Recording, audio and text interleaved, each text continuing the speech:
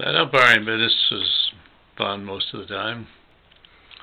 And I don't know just how this happened, because I shouldn't, in my opinion, looking back, have been selected to officiate, umpire this particular baseball game.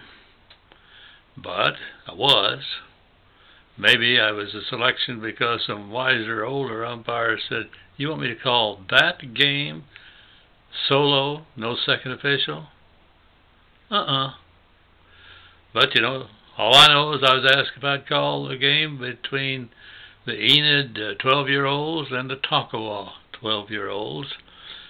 And then I was told later, not until I'd already agreed to call it, that it was a playoff game for the Oklahoma championship of 12-year-olds, with the winner making a trip down to the Cotton Bowl to play the Texas champion. I have no idea why in the world they would have one young green official calling a game like that alone, but I was. The game progressed very nicely. Good kids, good, well-coached teams. And the score was close, and the Tonkawa team was ahead going into the last inning, their last chance. Well, they got a boy on first. The next kid hits that ball way out there to right field. That right fielder had a great arm. The coaches are telling the kid who's on first to make it to third. That kid rifles that ball in, and the ball's clearly going to be there ahead of the boy. But it bounces wrong and goes over, hits the fence. Well, the coach sends that kid home.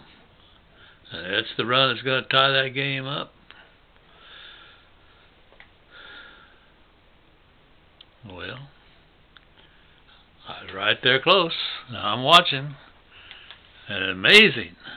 That kid at third base was able, I suppose the ball bounced just right.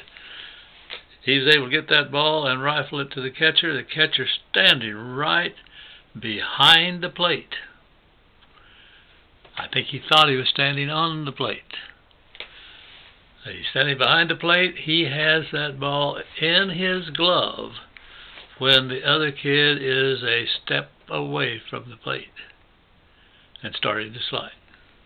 He is sliding. The kid lays the glove down right on the base, not in front of the base. No part of it was in front of the base. The kid slides in, and when he touched the edge of that base before he touched that glove, I signaled safe, and all hell broke loose.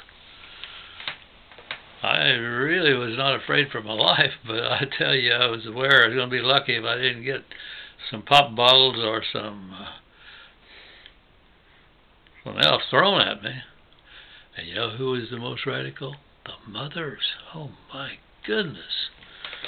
But I guess one mother maybe did me a favor. She got them quieted down, and she came down and she handed me a pair of sunglasses that they had broken the lenses out of, or maybe they'd already been out, I don't know. She said, "Try these, they may improve your vision." Well, it kind of defused things a little, and the game went on, and the home team did win. But there's still some people hanging around there that as I turned to leave and go home, I was very pleased that somebody had been thoughtful enough to put an SOS in, and there was a police officer that escorted me home. I didn't have a car to be escorted to, but it wasn't far home. So that's the one and only time such a lousy ref, or in the opinion of at least some of the patrons, such a crooked ref, that I probably needed, and I certainly did appreciate, police protection going out of there. That's a pretty big time, to 12-year-olds and to the parents of 12-year-olds. Believe me, those games are big time. And all of you that have read sports the last 15 or 20 years know that it's gotten worse, way worse than it was in those days. Too many really terrible acts of violence occur in connection with athletic events.